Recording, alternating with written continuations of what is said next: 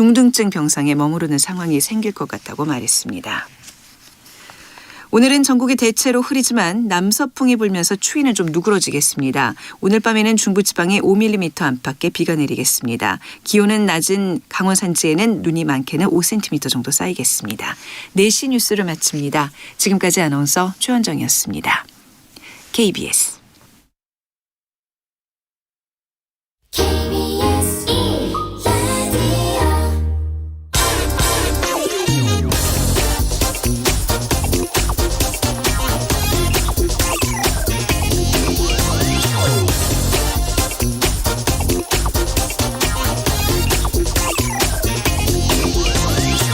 우리나라에서 집을 2채 이상 갖고 있는 다주택자는 230만 명 정도 됩니다. 그런데 통계청 자료를 보니까 이 다주택자 가운데 20살 이하가 16,000명가량이고 특히 미성년자도 1,400명가량 있었습니다. 생애 출발선부터 한 채도 아니고 아예 다주택자로 시작한다는 의미입니다. 지난해 6월 정부가 이 다주택자들에게 양도소득세를 중과세하기로 개정했죠. 거주할 집이 아닌 투기 목적으로 갖고 있는 이 나머지 집들은 중과세하겠다. 대신 당장 중과세하면은 불만들이 많을 테니까 1년의 유예 기간을 주고 그 안에 팔 수 있도록 기회를 줬습니다. 그러나 팔지 않았습니다. 그리고 그 결과 집값은 천정부지로 뛰었습니다. 여야 유력 대선 후보들이 이런 다주택자들의 양도세 완화를 또다시 들고 나왔습니다. 같은 정책이라도 경제적 약자를 위해서 만들어지느냐 아니면 강자의 입장에서 만들어지느냐에 따라서 그 정책은 포용적이 될 수도 있고 정반대로 착취적이 될 수도 있습니다. 아무리 표가 급하다고 하지만 대선 후보들은 지금 누구의 입장에 서서 정책을 내놓고 있습니까? 네, 경제와 정의를 다잡는 홍반장, 저는 KBS 기자 홍사원입니다. 이번 주 청취자 여러분을 위한 책 선물 이벤트 진행합니다. 2022년 주식시장 전망과 투자 전략을 담은 책 미스터 마켓 2022를 오는 금요일까지 매일 4분씩 추첨해서 보내드리니까요. 염승환 이사 그리고 이한영 본부장 등 시장에서 인정받는 전문가 5인이 쓴 5사람이 쓴 책 미스터 마켓 2022 받고 싶은 분은 성함과 연락처 그리고 주소와 함께 짧은 문자 50원 긴 문자 100원이 드는 샵 9730으로 문자 보내주시기 바랍니다. 자, 하기 전에 또 코로나 백신 잠깐 좀 접종 안내 의무적으로 좀 고지해야 됩니다. 코로나 감염 예방과 감염 시 중증 및 사망 위험 줄이기 위해서 18세 이상은 2차 접종일부터 3개월 경과 시 3차 접종이 필요합니다. 단 면역 저하자 및 얀센 백신 접종자는 2개월 경과 후 접종 가능합니다. 대상자는 사전 예약 누리집 ncvr.kdca.go.kr에서 예약 가능하고 자녀의 백신 예약은 네이버 카카오톡을 통해서 당일 접종이 가능합니다. 자, 홍사원의 경제쇼 출발하겠습니다. 유튜브 오늘도 함께 갑시다.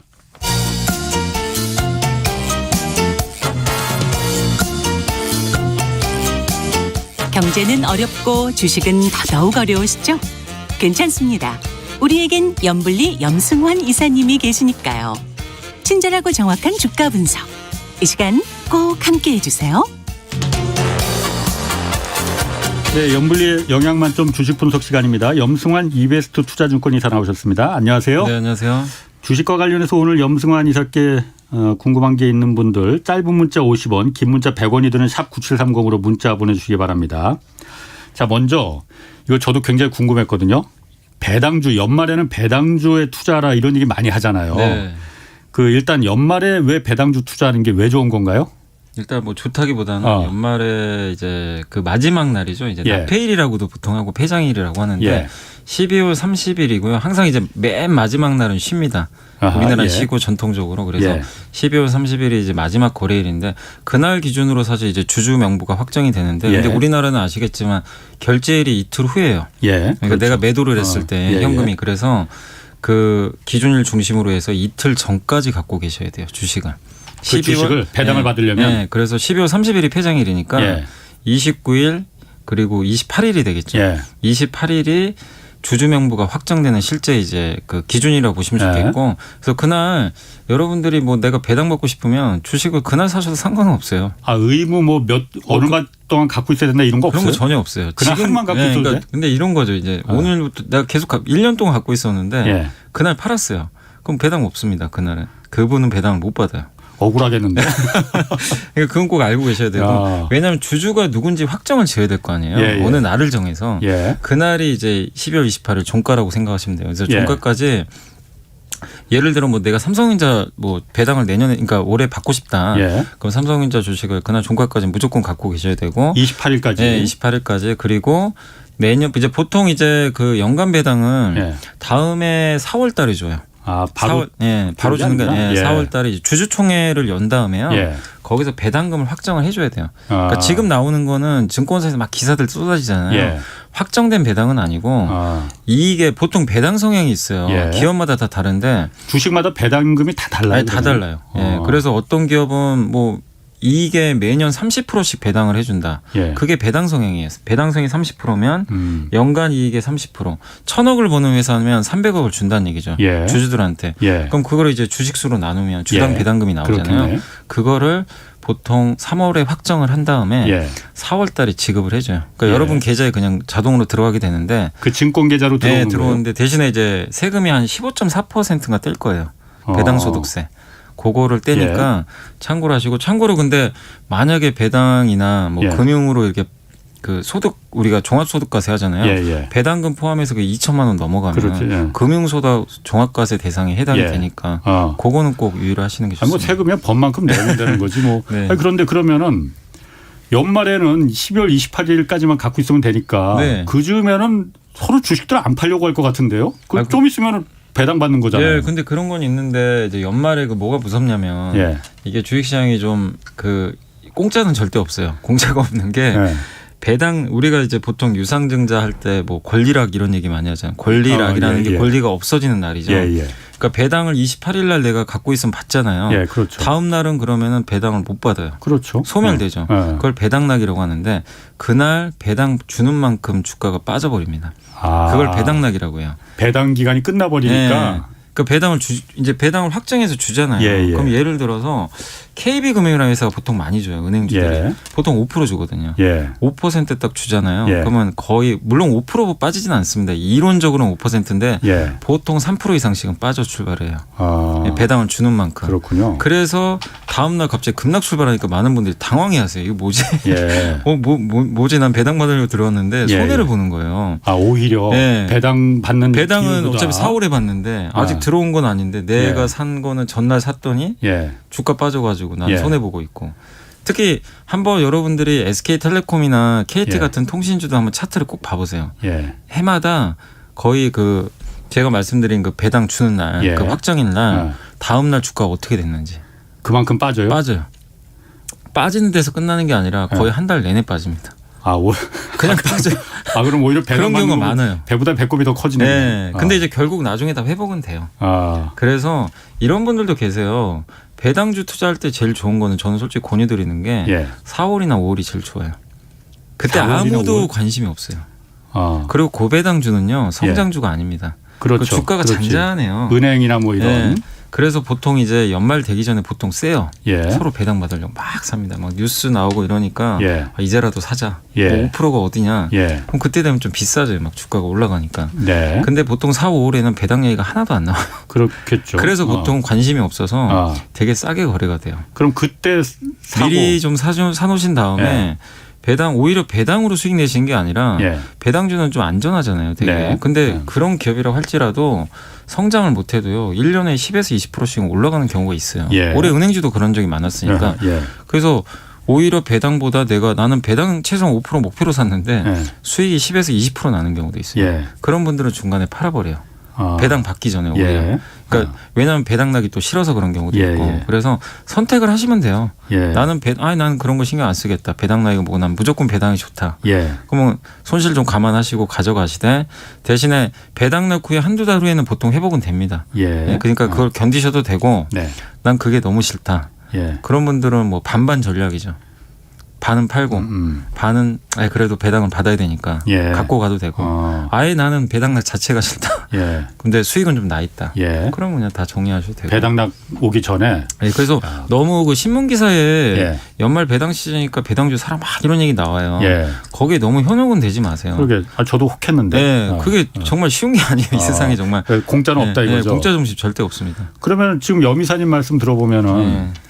연초에는 그럼 대부분의 주가들이 좀 이렇게 내려서 출발하는 게 맞겠네요. 많이 빠져요. 그러니까 배당을 많이 줄수록요. 왜냐하면 배당을 노리고 들어가는 물량들이 있어요, 사실. 예. 그래서 그 물량들이 일단 나오거든요. 예. 연초 왜냐하면 이제 배당 또 받으려면 1년 기다려야 되니까. 예. 그래서 그 물량들이 보통 한 2주에서 3주 정도 물량 소화를 해요. 그렇군요. 그래서 빠지는 경우가 많은데 그래서 그것만 노려서 투자하신 분들도 계세요.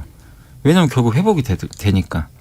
내렸다가 다시 어차피 올라가는 경우가 많아서. 그것도 또 전략이겠네요. 네, 그래서 그거 해서 수익 나신 분도 꽤 되세요. 일단 사실. 그러면 그냥 배당을 만약 목적으로 한다면은 아까 은행주 좀 얘기를 하셨어요. 네. 또 어떤 게 좀 배당에 유리한 보통 이제 돈을 많이 버는데 예. 투자를 많이 안 하는 기업들. 예. 투자하면 이제 배당 줄 돈이 없잖아요. 그 대표적인 기업들이 은행이 뭐 투자할 게 없잖아요. 네. 증권사, 그렇죠. 예. 보험사 예. 이 3대 금융사가 기본적으로 5% 이상씩은 거의 다 줍니다. 예. 특히 삼성증권 같은 경우는 제가 알기로는 7% 이상 배당 주는 걸로 알고 있어요. 예. 일부 증권이나 은행주는 굉장히 높아요. 예. 배당률이. 그리고 은행주 말고도 그 배당 성향이 높은 기업들이 있어요. 특히 예. 뭐 KTNG 같은 회사들.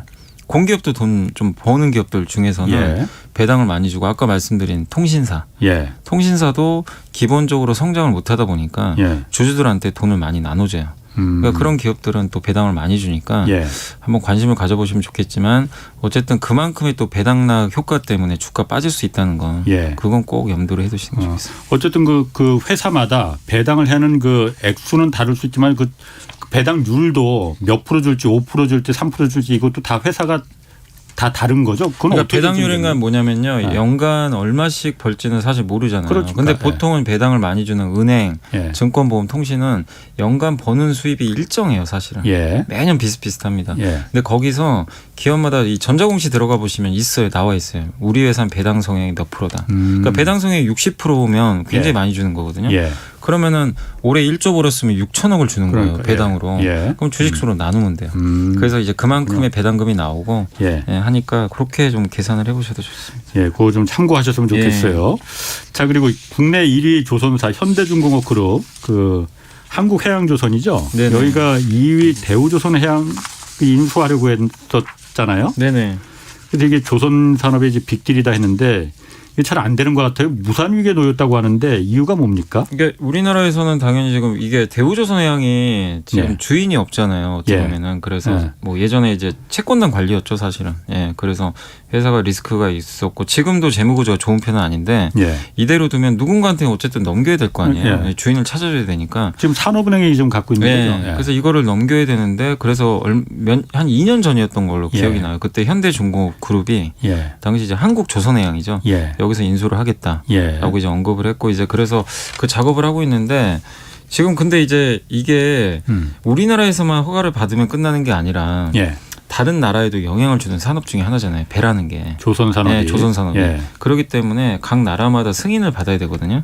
근데 가장 대한항공, 아시아나항공 승인 받듯이. 네, 맞습니다. 예. 반도체도 사실 마찬가지고. 예. 예. 근데 가장 그 전 세계에서 배를 많이 필요로 하는 그 대륙이 유럽이잖아요.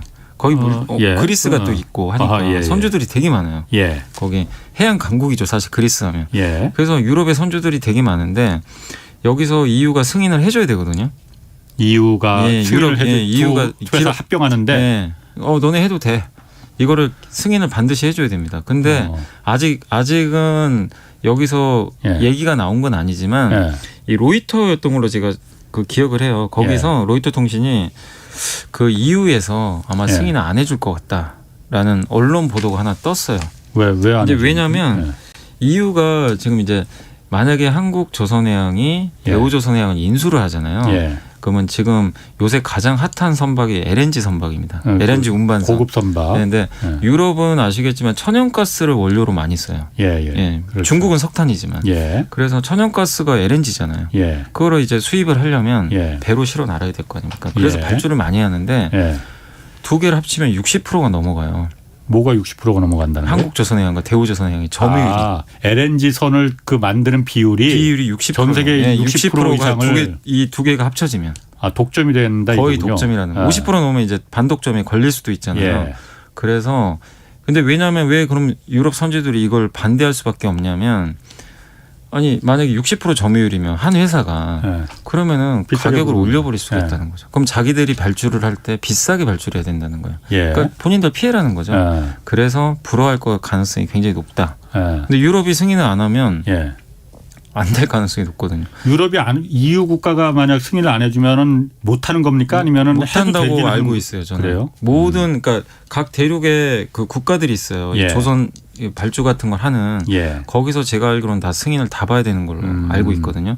사실은 그 누구죠? 엔비디아가 영국의 ARM이라고 반도체 설계회사 그거를 지금 쉽게 지금 인수를 못 하고 있는 게 뭐 어디였죠? 중국이었나요? 어디서 지금 승인을 안 해줘가지고 이게 안 될 수도 있다라는 얘기가 자꾸 나오더라고요. 근데 어느 한 나라라도 제가 알기로는 다 승인을 해줘야 되는 걸로 알고 있어요. 지금 하이닉스도 중국이 지금 승인을 안 해줘가지고 지금 인텔 지금 아직도 제대로 좀 승인을 못 하고 있거든요. 인수를. 그러니까 이게 국가 간에서 이거 허용을 해줘야 되는데 그렇군요. 지금 EU에서 만약에 이렇게 나오면 승인이 좀 어려울 수도 있다. 그럼 합병이 대우조선해양이 지금 주채권단이 산업은행인데 산업은행에서 계속 뭐 조선산업을 조선회사를 계속 끌고 갈 수도 없는 거고. 그러니까 이게 참 지금 무산되면 어떻게 되는 거예요? 일단 무산이 되면 뭐 이 상태로 그냥 가는 건데 우리나라 기업들 중에서 뭐 한국조선해양이나 뭐 삼성중공이나 그쪽에 뭐 큰 피해가 가거나 그런 건 아닌데 대우조선이 문제죠. 왜냐하면 대우조선은 지금 자금 수혈도 좀 받아야 되거든요. 왜냐하면 부채가 너무 많아요. 그리고 올해도 적자가 굉장히 제가 알기로는 큰 걸로 알고 있습니다. 적자가 1조 원이 아마 넘을 거예요. 올해도. 대우조선해양이. 현금은 부족한데 배를 만들려면 또 현금도 있어야 되는데. 아니 조선산업 요즘 호황이라는데 왜 그렇게 적자가 계속 날까? 작년까지는 수주를 못했는데 올해 수주 많이 받았잖아요. 수주 받고 바로 돈이 안 들어오면 그렇죠. 인도할 때 또 들어오니까 이게 2년 걸려요. 그러니까 지금 당장은 버텨야 되거든요. 근데 이제 한국조선해양은 돈이 좀 있어요. 현금이 여러 개 충분한데 삼성이 그래서 유증했잖아요. 돈이 없어가지고. 그러니까 이제 대우도 지금 재무구조가 좀 안 좋기 때문에 이 대우조선이 보릿고개를 넘겨야 되는데 만약에 이게 또 안 좋아 만약에 극단적인 과정으로 해서 또 안 좋아진다.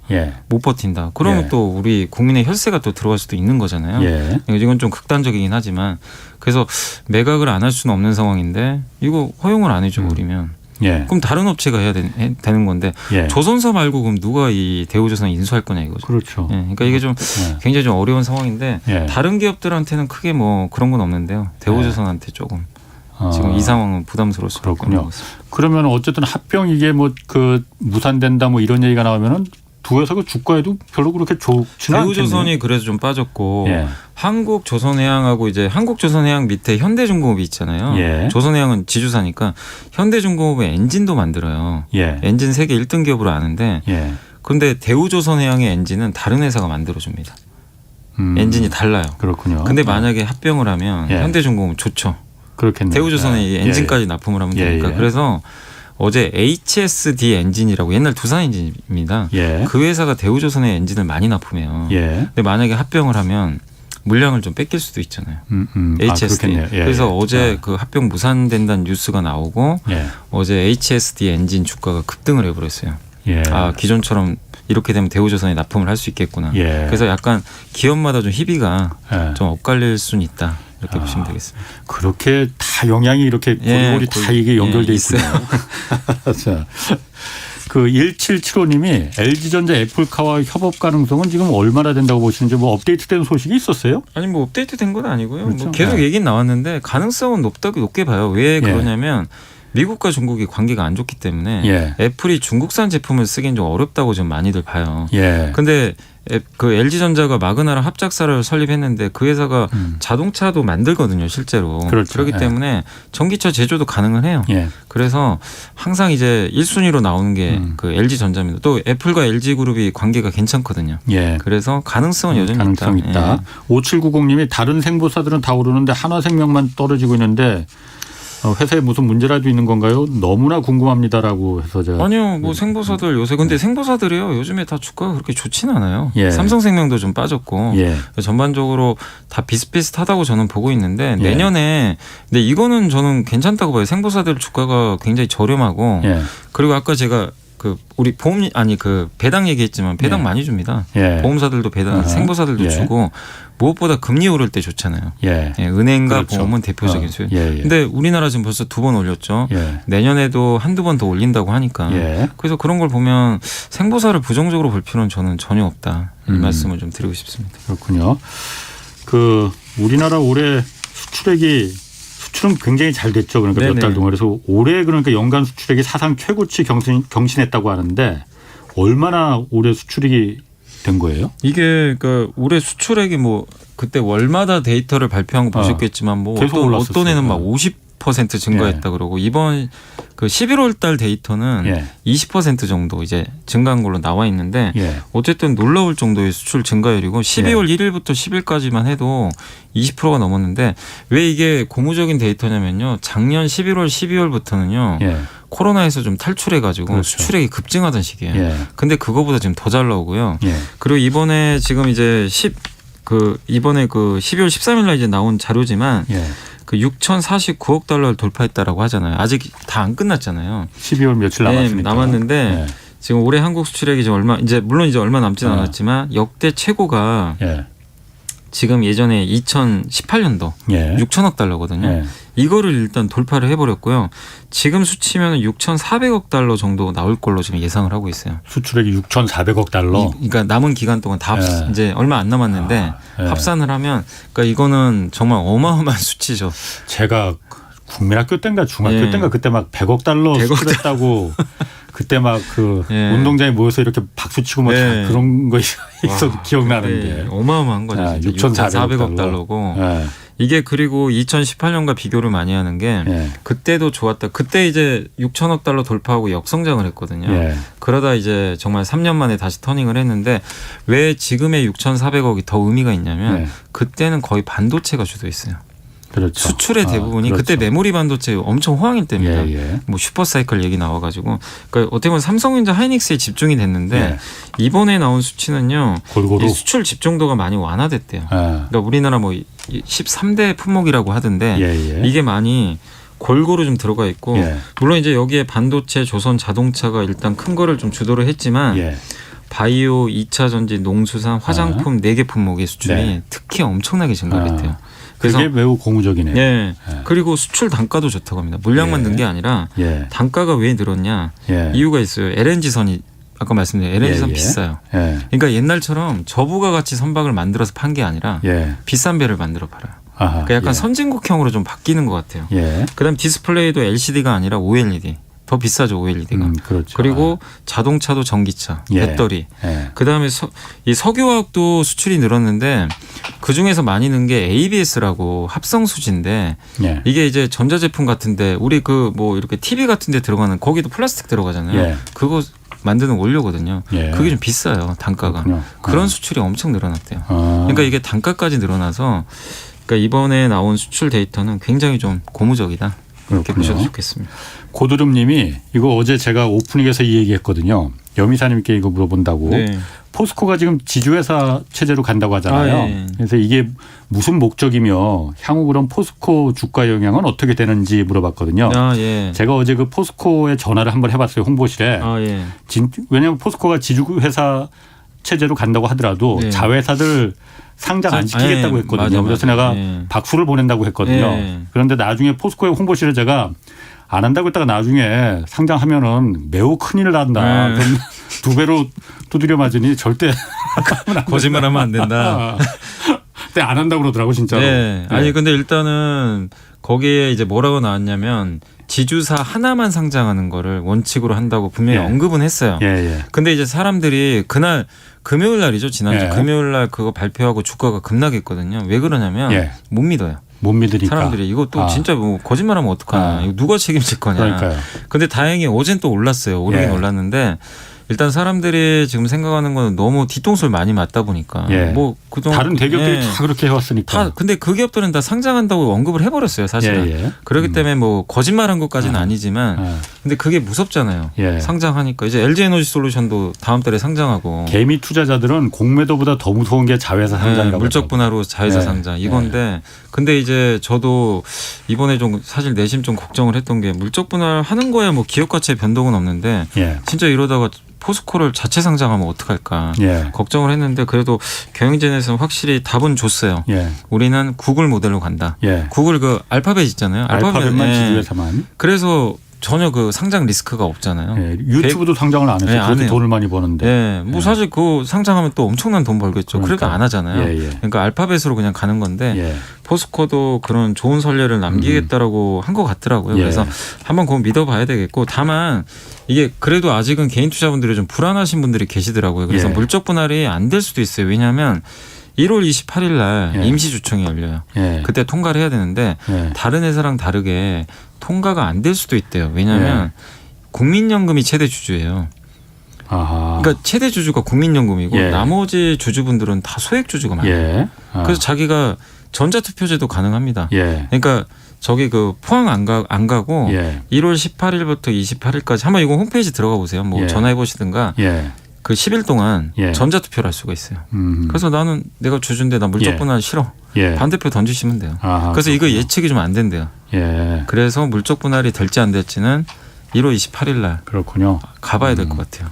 어쨌든 어제 그래서 제가 그 오프닝을 했더니 오늘 그 포스코 홍보팀에서 문자가 왔더라고요. 어제 그렇게 박수 쳐줘서 고맙다고. 그래서 내가 뒤통수 치면 진짜 큰일 난다. 맞습니다. 이건 진짜. 그 어쨌든 국민과 약속을 했으니 선진적인 경영체제 지배구조 모델로 가겠다고 맞습니다. 약속을 했으니 그 진짜 박수 쳐줄 일이에요. 그렇게만 해준다면요, 뭐 진짜 리스크 없는 거죠. 자 그런데 그 이와 반대라기보다는 어쨌든 LG 화학에서 이제 그 물적 분할된 LG 에너지 솔루션 내년 1월에 이게 상장 예정이라면서요. 네, 내년 1월에 상장. 그래서 LG 화학이 아마도 대규모 매도세에 시달릴 것이다 이런 분석이 계속 있어요.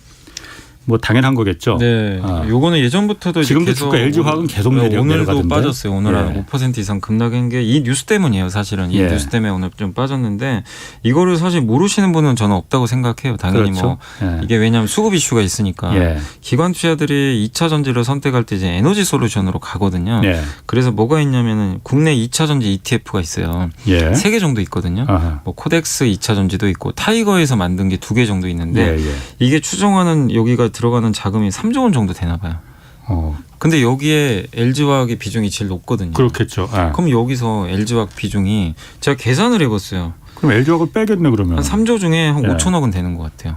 LG화학 비중이. 그러면 5천억이면 작은 게 아니잖아요. 근데 이게 다 빠지진 않아요. 왜냐하면 LG 에너지 솔루션이 들어오면 당연히 물량이 일부 비중이 줄어듭니다. 줄어든 만큼 매도를 할 거 아니에요. 이거는 LG 화학만 해당되는 게 아니라 에너지 솔루션이 ETF에 딱 편입이 되잖아요. 다른 기업들도 다 매도가 나가요. 왜냐하면 가장 큰 형님이 들어오니까 다른 걸 줄여버려야 돼요. 자금이 3조인데 여기에 6조가 들어가요. 그러면 상관이 없겠죠. 근데 같은 3조면 누군가를 줄여버려야 돼요. 그럼 그건 LG화학뿐만 아니라 다른 2차 전지 소재 그런 기업들도 줄이게 돼 있거든요. 그래서 오늘 뭐 일부 코스닥이 2차 전지 소재도 다 안 좋았어요. 삼성 SDI도 좀 빠지고 그게 그 이유 때문인데 어쨌든 에너지 솔루션이 들어오게 되기 때문에 이 자금을 추종하는 ETF는 그쪽으로 매수를 무조건 하게 되고 그만큼의 자금을 다른 데서 빼야 됩니다. 그래서 그 우려 때문에 오늘 빠졌고 다만 LG화학이 2차 전지 ETF에서 왜 완전히 빠져나가진 않냐면 LG화학 사업부 중에 2차 전지 소재 사업이 따로 있어요. 소재? 네, 있어요. 그 비중이 화학에서 그거 한 몇 조 되거든요. 그래서 그 뭐 아주 적다고는 할 수 없거든요. 비중 자체가. 그래서 그 사업이 지금 있어요. 양극재 같은 거 있잖아요. 그런 사업을 하거든요. 그래서 그 사업은 남아 있기 때문에 ETF에서 완전히 나가진 않습니다. 그래도 주력 사업이 빠져나가니까 그 ETF에서 담을 바스켓에 그야말로 그걸 지금처럼 5천억이면은 물량이 나가는 거죠.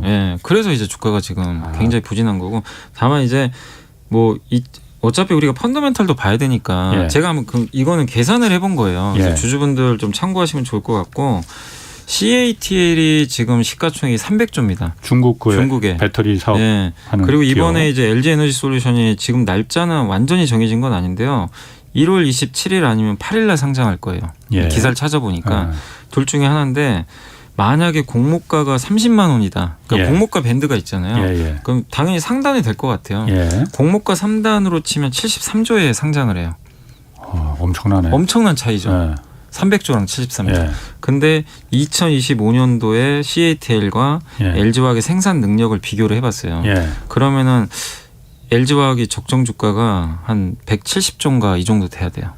생산 능력으로 따지면. 예. 그럼 만약에 CATL이 300조면. 네. 근데 보통 이제 중국 업체에 비해서 할인을 해줘요. 예. 중국은 이제 자기네가 동무대니까. 그렇죠. 예. 그래서 30% 할인하면 제가 계산했을 때는 120조는 받아야 돼요. 예. 최소한. 120조 받아도 사실 비싼 건 아닙니다. 예. CATL이 뭐 가치가 떨어지면 비싸질 수 있지만 상대적으로 봤을 때 그럼 이거 120조인데 우리 보통 지주사 할인하잖아요. 그렇죠. 지주사 할인하는데 LG화학이 지분을 80% 가져가게 돼요. LG화학이 LG 에너지 솔루션의 지분을 80%나 갖고 있는 거예요. 그럼 20%만 그럼 20%만 하는 공개하는 거예요. 거예요? 그래서 굉장히 많이 가져가요. 그러게. 그럼 80% 정도 되니까 예. 80%에다가 거기다가 보통 지주사는 30% 할인을 해줘요. 예. 예. 그러니까 그렇게 계산을 제가 해봤을 때는 지금 주가가 절대적으로 비싸진 않다. 이게 만약에 120조에서 만약에 그 80% 정도면 예. 한 96조 정도 될 거 아니에요. 예. 그죠? 96조에다 30% 할인하면은 예. 한 60조 원 정도는 되거든요. 예. 그러니까 LG 화학이 지금 시총이 50조가 안 돼요. 그러니까 이거는 지금 아직 LG 에너지 솔루션 가치도 지금 못 미치는 가격이에요. 거기다가 LG 화학이 화학이 있잖아요. 석유화. 그렇죠. 석유화학이 최소 10조 넘어요. 그게 예. 최소 10조 넘어요. 예. 그다음에 첨단 소재가 한 5조 정도 될 거고. 예. 생명과학도 있어요. 옛날에 예. LG 생명과학 예. 합병했거든요. 이것도 한 몇 조 된다고 하면 예. 지금 주가는 터무니없이 싼 거죠, 사실은. 근데 왜 이렇게 빠지냐면 지금 펀더멘탈이 안 맞고 일단은 누군가는 줄여버려야 되니까. 그래서 주가가 무너지는 거거든요. 그래서 저는 왜 이 말씀을 드리냐면 예. 갖고 계신 분들이 지금 고민스럽잖아요. 이걸 예. 팔아야 되나 말아야 되나. 수급이 무서우신 분들은 어쩔 수 없어요. 올라가기 좀 어렵잖아요. 예. 그런 분들이야 좀 뭐 일부 덜어내시는 것도 방법이 되겠지만 저는 좀 장기 투자 어차피 하신 분들이라면 예. 그냥 가져가시는 게 맞는 것 같아요. 왜냐하면 수급은 오래 가진 않아요. 그 물량이 다 소화가 되잖아요. 예. 나중엔 사람들이 다시 펀더멘탈 찾아요. 그럼 주가는 다시 복원됩니다. 그럼 내년 1월에 에너지 솔루션이 상장을 하게 되면 한 이후에 예. 이후에도 그러면은 또 흔들려요. 그때는 보통 어떻게 되냐면요. 상장 전에 보통 주가가 올라갑니다. 원래는 공식이요. 그러니까 자회사 상장 전에 예, 올려요. 왜냐하면은 기대감이 있잖아요. 예, 위에서 예. 이제 가치가 올라가니까. 예. 근데 아직은 상장을 안 했기 때문에 예. 수급 이슈가 없어요. 예. 그래서 올리는데 상장을 하고 나면 이제 그때부터 LG 에너지 솔루션 갈아타버리거든요. 그렇겠죠. 그래서 급락을 해요. 예. 이건 항상 그랬어요. 예전에 SK 케미칼이 예. 바이오사이언스를 갖고 있었잖아요. 예. 그 바이오사이언스가 상장하니까 예. 주가가 반토막 나버렸어요. 상장 전에는 주가 2배 올라갔습니다. 예. 그래서 이번에 LG 화학이 그렇게 될지 모르지만 저는 제가 아무리 계산을 해봐도 LG 화학 예. 주가는 지금 너무나 싸요. 예. 그렇군요. 근데 이제 수급 때문에 좀 안타까운 상황입니다. 예.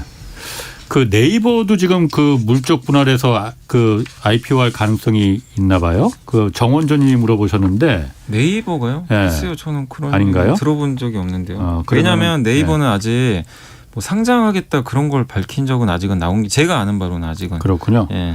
그리고 윤상민님이 SK 스퀘어 이거 주가 급락하고 있는데 장기적인 전망 좀 조언 부탁드린다고 SK 합병 얘기도 있다고 뭐 하는데요. 근데 이제 SK랑 합병할지 안 할지 그거 모르겠어요. 저번에는 SK 스퀘어가 지주회사죠. 네, 지주회사인데 이게. SK랑 뭐 합병한다는 얘기도 예. 있긴 한데 그거는 아직 경영진에서 뭐 정확하게 언급을 안 했고 예. 그리고 하더라도 당장은 못 합니다. 예. 시간이 한 1, 2년 이상은 더 걸려요. 예. 당장할 수 없기 때문에 아직은 너무 걱정하지 마시고 예. 지금 SK 스퀘어가 자회사가 많이 있잖아요. 예. 그 가치 계산해 보면 지금 주가가 6만 원 정도 하거든요. 예. 주당 가치가 최소 8만 원 이상은 나와요. 예. 제가 계산을 해보니까 8에서 예. 8만 원. 지분 가치가 있잖아요. 지주사니까. 예. 근데 지금 6만 원은 너무 싸요. 근데 왜 이렇게 빠지냐면 예. 저번에 블록딜을 했어요.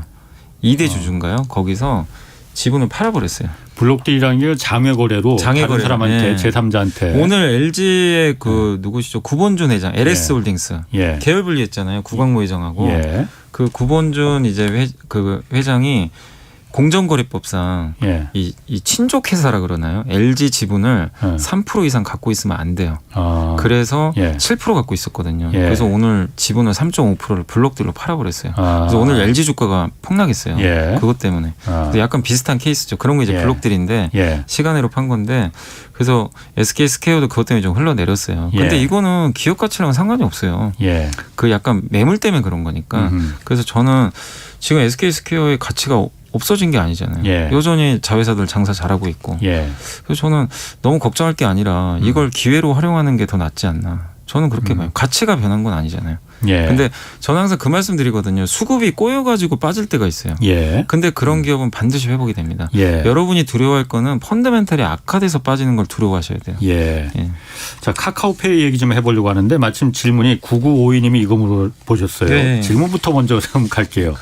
카카오페이는 카카오 주식 중에 대장주가 될 가능성이 있습니까? 하고 먼저 물어보셨거든요. 이거부터 좀 그 답변해 주시고. 대장주가 될 가능성이요. 솔직히 저는 이제 카카오 그룹 중에서는 그래도 물론 이제 카카오를 제외한다면 카카오뱅크 같아요. 뱅크가 규모가 크니까 은행 중심이잖아요. 사실 우리나라라는 게. 그래서 나중에 뭐 카카오페이랑 합병한다 할지는 제가 모르겠습니다. 왜냐하면 같은 이제 금융 쪽이니까.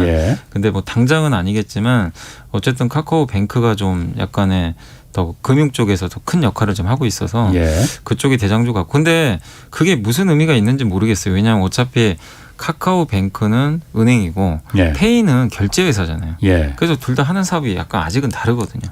그래서 너무 이게 더 대장주다. 저게 낫다. 이렇게 구분질 필요는 저는 별로 없다. 이렇게 말씀을 드리고 싶습니다. 그리고 두 개가 어쨌든 그 은행과 결제라 하더라도 비슷비슷하거든요. 비슷한 겹치는 업무 그 사업 영역도 겹치는 부분이 많고 나중에 그 합병을 서로 뭐 그런 얘기도 있긴 있었어요. 근데 이게 합병이 좀 쉽지 않은 게 이유가 뭐냐면요. 합병을 하려면은요. 카카오가 지금 카카오뱅크가 지주사로 바꿔줘야 돼요. 왜냐하면 우리나라 은행 그냥 은행이 결제회사를 인수하기 힘들어요. 그렇죠. 이건 아마 안 되는 걸로 제가 그래서 보시면 KB 금융 지주잖아요. 그다음에 하나금융 지주. 은행이 아니잖아요. 그래서 그 지주사 만들고 밑에 다 이제 합병해버렸죠. 그런 식으로 가야 될 것 같아요. 그러면 나중에 만약에 카카오 금융지주로 간다면 그때는 합병할 가능성이 좀 있습니다. 금융지주를 그럼 또 따로 만들어 그럼 카카오 지주회사로 바꾸는 거죠. 그러면 이제 페이를 합병할 수도 있는 거죠. 그렇군요. 근데 지금은 불가능하죠, 사실. 자, 그런데 어쨌든 카카오페이가 며칠 전에 경영진들이 그 주식을 대량 매각했다고 해서 좀 말이 있었어요. 근데 그날이 대량 매각한 날이 하필이면 카카오페이가 코스피 200 지수에 편입된 당일이었거든요. 이날 이렇게 경영진들이 한꺼번에 주식을 왜 팔아버렸습니까? 이거는 저는 너무 기분이 안 좋더라고요. 저도 기분이 안 좋더라고요. 금요일 날 너무 화가 나가지고. 그러니까 뭐냐면 물론 이거 화가 많이 나셨네. 진짜 왜냐하면 불법은 아니에요. 판 거 가지고 우리가 죄를 물을 수는 없는데. 그러니까 스톡옵션 행사했다는 거 아니에요? 근데 도의적인 좀 부분이 있죠. 왜 제가 화가 났냐면 이 인터뷰 때문에 그래요. 그 카카오페이의 류영준 대표가 뭐라고 했냐면 11월 3일 날 상장 기념식에서 얘기한 게 있어요. 뭐라고 했냐면 제가 읽어드리면 카카오페이를 통해 생애 첫 공모주 청약에 참여한 소액주주가 많을 것이라고 한다. 실제 여기 공모주 청약에 참여하신 분들이 182만 명입니다. 엄청나죠. 근데 금융혁신과 주주가치 제고라는 목표를 모두 이뤄내기 위해 최선을 다하겠다. 주주가치 제고라는 걸 썼어요. 3일에 그 발표를 하고 일주일 뒤에 팔아버린 거예요, 그러면은? 그러니까 지금 상장하고 며칠 지났냐면 38일 지났거든요. 38일 지났는데 이것도 짧은 거잖아요. 근데 스톡옵션 받아서 뭐 내가 공모했으니까 회사에서 받아서 뭐 팔 수야 있죠. 뭐 그거 그 자체를 뭐라고 불법은 아닙니다. 불법은 아니고 아직도 사실 더 남아 있어요. 다 판 건 아닌데 근데 이게 왜 지탄을 받냐면 매도 타이밍도 되게 안 좋았고 주가 엄청 올랐을 때 팔은 데다가 본인이 이 발언을 차라리 했잖아요. 그러니까 주주가치 제고인데 지금 많은 공모주청에 얼마나 많이 들어갔고 카카오페이 아까도 물어보셨지만 되게 기대를 하시잖아요. 앞으로 성장하고. 그런데 경영진이 지분을 받은 걸 다 던져버리면 이건 이제 자기 살겠다고 그 소액 주주들의 뒤통수를 친 거네. 약간 이제 그렇게 느껴질 수밖에 없고요. 그리고 약간 뭐 1년, 2년 좀 경영을 더 하고 어느 정도 안정화된 다음에 그 다음에 내가 평가를 받아서 파는 거는 누가 뭐라고 하겠습니까? 그러니까 말이에요. 근데 상장한 지 얼마, 그러니까 무슨 얘기가 나오냐면 이럴 거면 카카오가 왜 페이를 상장시켰냐. 그러게. 뭐 이거 무슨 뭐냐 경영진들 매각할 그러니까 일부에서는 그런 얘기도 나와요. 그러니까 이제 안 나오면 이상한 것 같은데요. 예. 너무나 짧은 기간에 그야말로 상장하고 바로 그냥 경영진들이 자기네들이 차익을 실현해버린 거잖아요. 이게 금액이 꽤 돼요. 이 유영준 대표가 457억을 차익을 챙겼어요. 457억. 7억. 예. 스톡옵션 그런 거 행사한 가격이. 행사해가지고 그다음에 이제 다른 그 임원진들도 10억에서 많게는 150억까지 예. 골고루 이렇게 스톡옵션 받은 거를 예. 매각을 했는데 아무튼 개인 주주분들이 지금 화가 굉장히 많이 나 계시더라고요. 예. 그런 경우에 외국 같은 경우에는 그러니까 개인 소액 주주들의 그야말로 권익을 이 침해하고 그러면은 집단 소송 같은 거 많이 걸거든요. 많이 걸어요. 이런 경우에는 그런 데 해당되지는 않나 보죠. 그러니까 이거는 뭐 근데 그렇다고 이 사람들이 불법을 한 건 아니라서 예. 만약에 그런 소송을 걸어도 예. 막을 방법은 없는 것 같아요. 사실 우리 지금 물적 분할 같은 게 이중 상장이 될 수 있잖아요. 예. 근데 미국 같은 데서는 그 소송으로 할 수도 있거든요. 그러니까 예. 구글이 그러니까 상장을 그 자회사 상장을 안 시키는 예, 게 안 시키는 법이 거죠. 있어서 그런 게 아니고 예. 집단 소송이 무서워서 맞아요. 못 한다고 근데 하거든요. 우리나라는 그게 안 돼 있어요, 법이. 그거 왜 안 돼 있을까? 예. 그래서 그거를 제정을 해야 돼요. 예. 저도 그래서 국회의원님들한테 제가 부탁드리고 싶은 게 그러게. 그거 좀 만들어줬으면 좋겠어요. 그 철저하게 우리나라 주식시장 네. 자본시장이 대주주, 대자본가 위주로 짜여져 있기 네, 때문에 그런 예. 거예요. 그래서 저도 이번에 좀 바꿔줬으면 좋겠어요, 진짜. 예. 정치인들께서 좀 아시는 분들 계시면 예. 이게 왜냐하면 예전처럼 생각하실 게 아니라 지금 주식 투자 인구가 1,000만 명이 이제 넘어가요. 예. 그리고 앞으로도 전 더 늘어난다고 보거든요. 예. 왜냐하면 이제 예금만 가지고 자산을 증식하기 어려운 시대잖아요. 예. 근데 이거를 그러면 옛날처럼 그냥 간과해서는 저는 예. 절대 안 된다고 생각을 하는데 근데 아직은 이게 법적으로 어떻게 할 방법이 없어서 그러니까 제가 아까 오프닝에도 그 얘기를 잠깐 했지만은 똑같은 법과 정책이라 하더라도 그 법이 누구의 입장에서 만들어졌느냐에 따라서 네. 180도 달라지거든요. 예. 강자 입장에서 만들어졌을 때는 굉장히 착취적인 법이 되는 거고 사회적인 약자, 경제적인 약자 입장에서 그 법이 만들어졌을 때는 아주 포용적인 법이 되는 거거든요. 네. 이것도 우리나라 자본시장도 제가 보면은 그 자회사 상장이나 뭐 다른 여러 가지 우리 여미사님하고 제가 몇 번 얘기했지만은 굉장히 사회적 강자의 입장에서 강자의 기득권을 유지시켜주고 유리하게 만들어주는 입장에서 만들어진 게 많더라고요. 네. 이거는 정말 뜯어 고쳐야 됩니다. 네.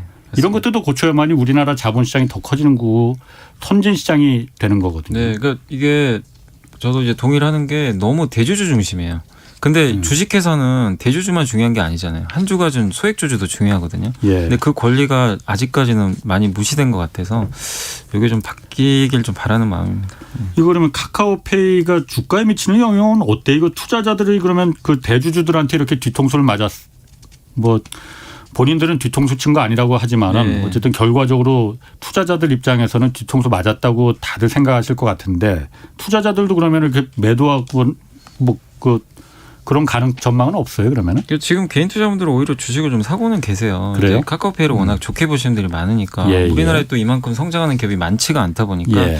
하고는 있는데 문제는 이제 이렇게 경영진이 팔았다는 거는 이렇게 또 빠른 시간 안에 예. 회사를 그만큼 또 지금을 주가를 고점으로 보는 거 아니냐 예. 이런 이제 인식이 확산될 수밖에 없고 또 이제는 코스피 200에 편입이 됐어요. 공매도까지 그렇죠. 가능해요. 예. 이게 오히려 이제 악재로 받아들여서 공매도 세력들한테는 약간의 먹잇감이 또 될 수도 있는 거죠.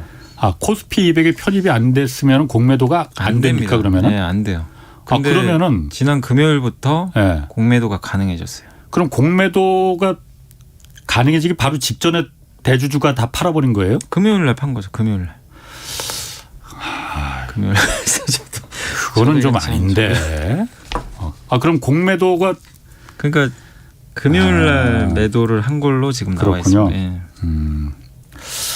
알겠습니다. 그 1046님이 요즘 하이브 주가 계속 하락한다는데 오미크론 확산하고 이거 관계 있는 건가요? 하고 물어보셨거든요. 아 약간의 관계는 있어요. 왜냐하면 네. 이제 콘서트를 또 못 할 수 그러니까. 있잖아요. 예, 예. 근데 그 비중이 예전처럼 뭐 엄청나게 뭐 많다. 왜냐하면 요새 하이브를 보시는 분들이 NFT, 메타버스 에헤, 또 예. 거기다 플랫폼 비즈니스 하잖아요. 그것 예. 때문에 더 많이 갔기 때문에 예. 그래서 사실 콘서트 열리기 전에도 주가 좋았어요. 그래서 그리고 오미크론이 영원할 건 아니잖아요.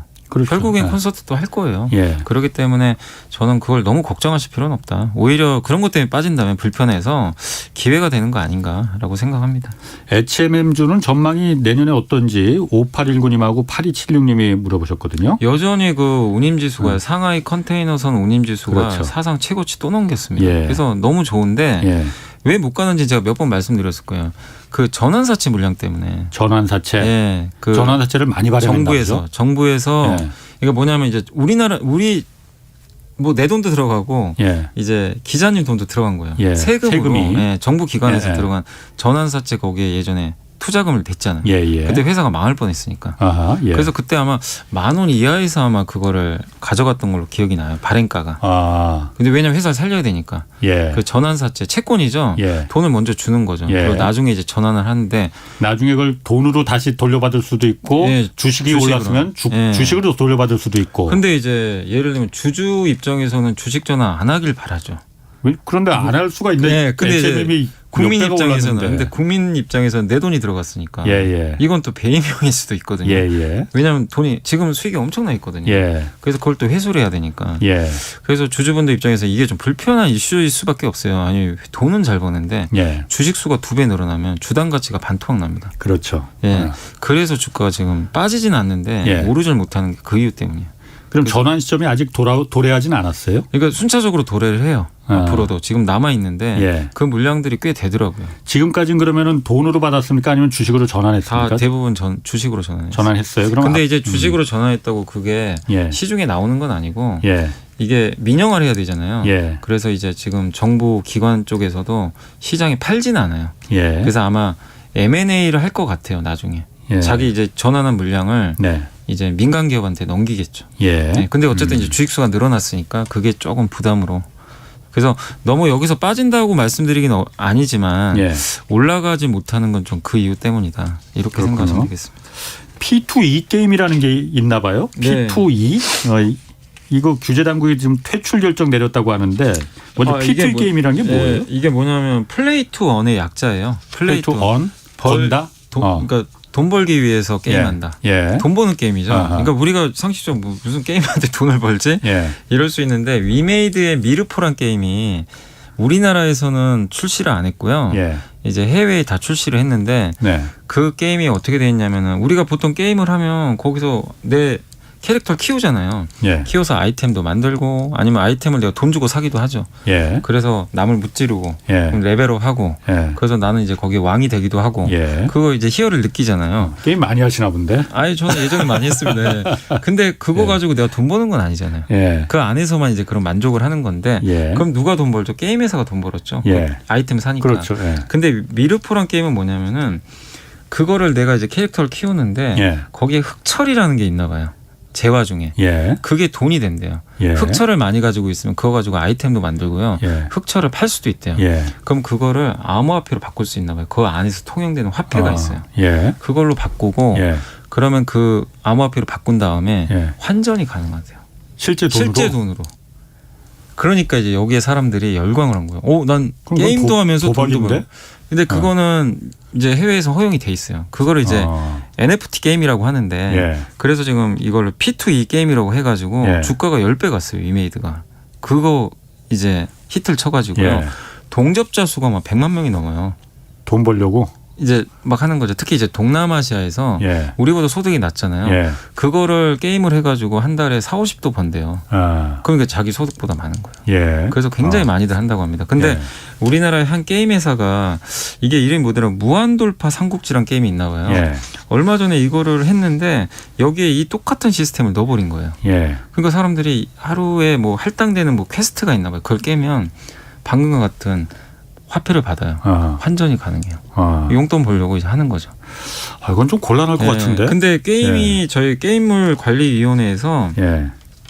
이 삼국지 이 게임에 대해서 등급 분류 결정 취소를 결정을 했고요. 예. 통보를 한 것 같아요. 당장 그러면 예. 못하는 건 아니고 예. 이 회사가 이의 신청을 제기할 수 있대요. 예. 한 달간의 기간이 있어요. 예. 소명을 하고 예. 이제 거기서 이제 최종 결론이 납니다. 그럼 예. 최종적으로 퇴출될 때 일단 우리나라에서는 이건 불법으로 알고 있어요.